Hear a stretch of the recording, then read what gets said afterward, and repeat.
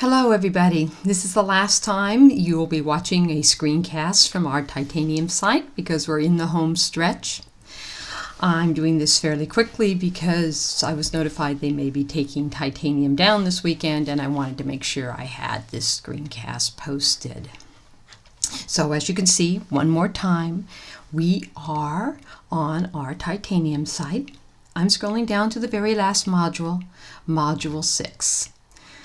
So we have about 3 weeks to wrap up our class, remembering that in the first 2 weeks you're finishing up Module 5, where you'll be doing the analysis of student work, which is due by Friday, December 5th, and then you'll be doing a peer review of someone in your subject area group, and that will be due Friday, December 12th. And all of that will be done in the workshop at the very bottom of Module 5.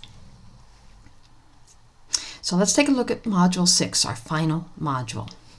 It's 2 weeks, and it's all wrapped up in what we started with, that teachers, the core proposition 5, that teachers are members of learning communities. And hopefully in this last couple of weeks, even though it will be hectic, you'll take some time to explore some of the resources that we're going to look at on connected teaching. And particularly, we're going to focus on looking at personal learning networks and a plan to hopefully grow or build your own. So we're going to assemble and refine and organize our signature assignments, connect the readings, activities, and the assignments together. Look for evidence of the core propositions in the work we've done this semester, and reflect on the implications of practice and your work in this program. So that's all part of the last piece, the assembling the course portfolio. So let's walk through it step by step very quickly. First, I have provided a series of resources on personal learning networks. I've tried not to give you just a whole bunch of readings, and I've tried to give you some definitive videos that are referenced multiple places that you'll see. The Department of Education actually recommends a couple of these videos. What is a personal learning network? Well, what is a PLN? From Marc-André Lalonde's. And then from the Department of Education, Office of Ed Tech, talking about connected educators, and it gets right into what PLNs are. And this was their ad, if you would, for Connected Educators Month a year ago. So it was an advertisement that ran through the summer, and into October is normally the Connected Educators Month for 2013.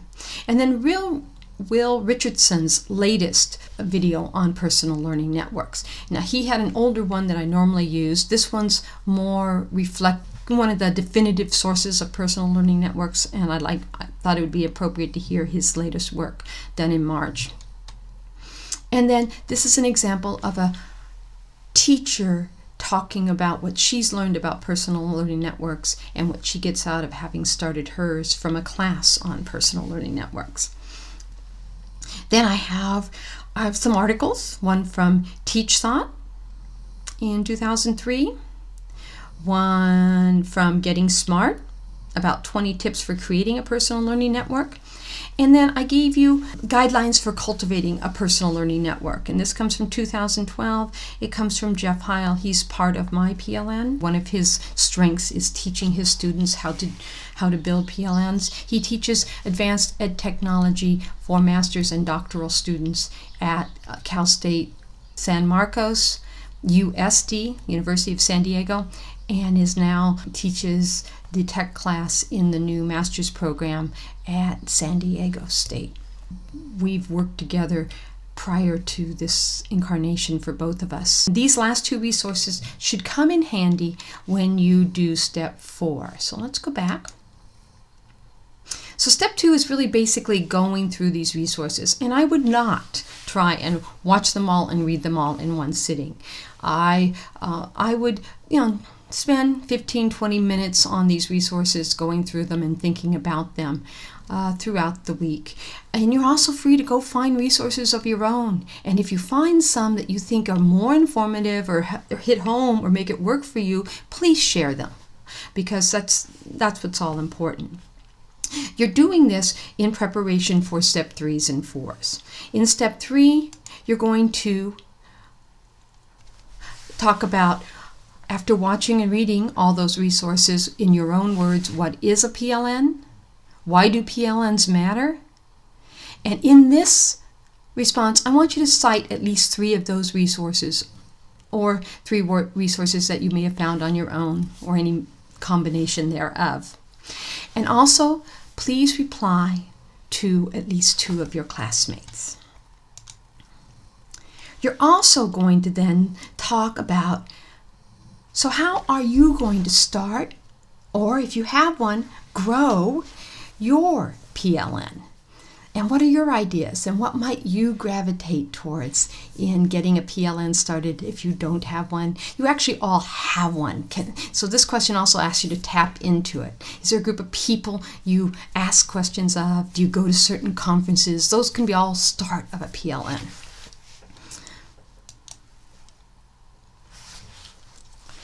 Then finally, in step 5 is where we pull everything together. I'm asking you to, in step 5, create a course portfolio that's available somehow digitally. And this, how you present it and pull it together, is your choice. This is really a collecting activity.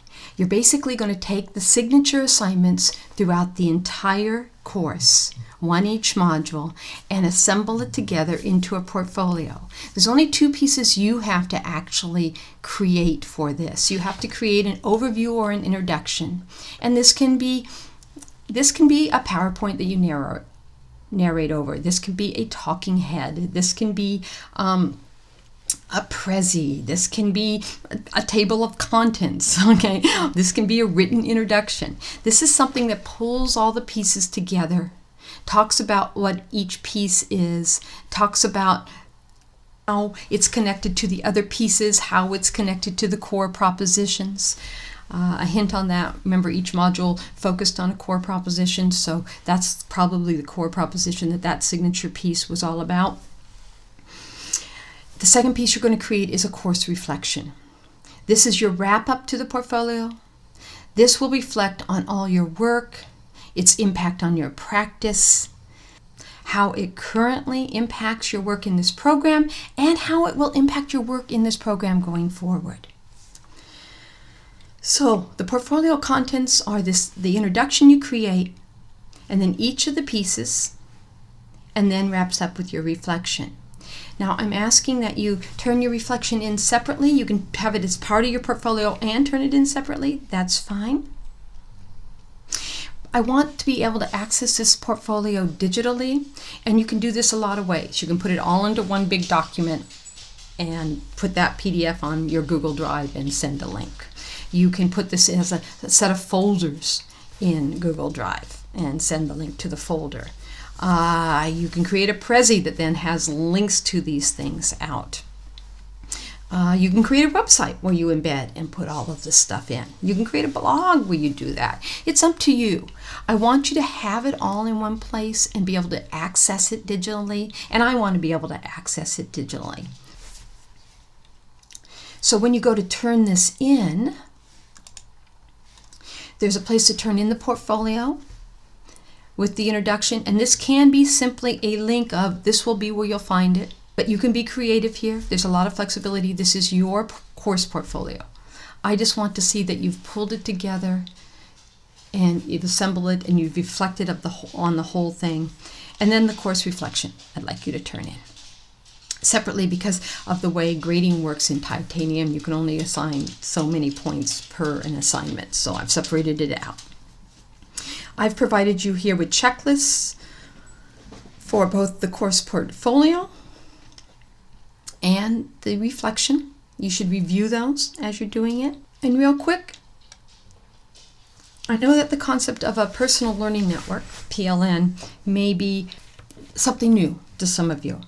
I just wanted to show you that it is not something fixed and it doesn't have to take a certain format. It will change over the time as a professional. My PLN has changed radically as I've taken on different roles as a professional educator.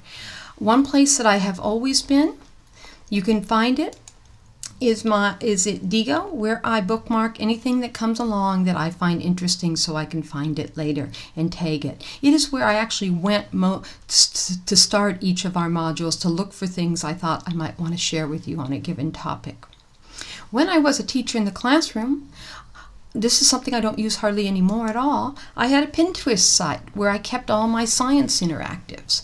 And still, once or twice a week, some teacher somewhere will download an interactive from this site. It was just convenient for me to keep all the different interactives I was using in one place. As you know, I have Twitter where I follow some people, and I use Twitter in large part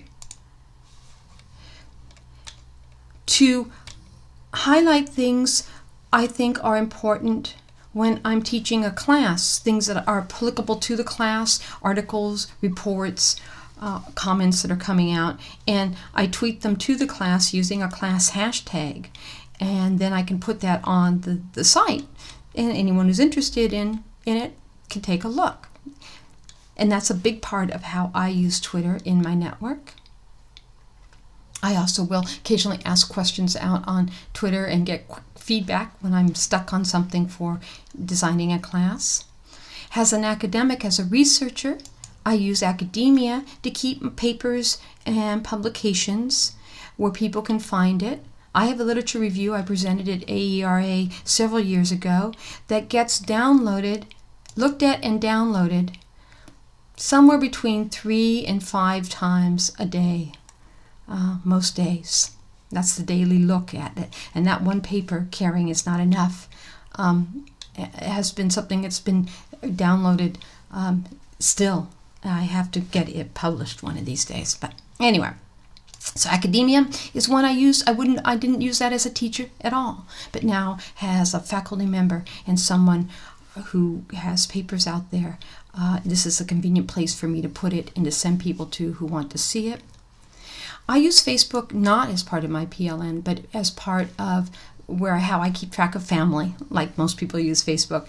But I was part of a master teaching fellowship, and as such, they chose to use Facebook as their place to connect.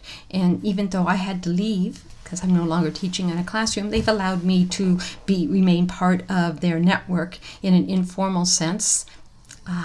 That picture actually comes from Dr. Alan Daly, who is the EDS department chair at UCSD, and you read one of his, this is the other side of Dr. Daly, humorist. You read one of his papers very early on in this class. Again, personal learning networks are important, and that's why establishing it, using it, growing it, is an important part these days of becoming an educator. And I'm hoping that in this last module, if nothing else, I convince you of that and get you started thinking about how to get going with it. As usual, any questions, I will be here. Please send me an email. I can't wait to see your final assembly of the portfolios. I will start reading them literally in Pullman, Washington, because on the 20th, I fly up to bring my daughter home for Christmas, where she's pursuing a PhD in mathematics from Washington State University. So I'll probably be in the snow while I start to peruse your portfolios. It's been a fantastic class, and I hope you've learned as much and grown as much as I have. It's been a privilege, and I look forward to seeing you again in the program, online or in person. Thank you. Have a great end of the class.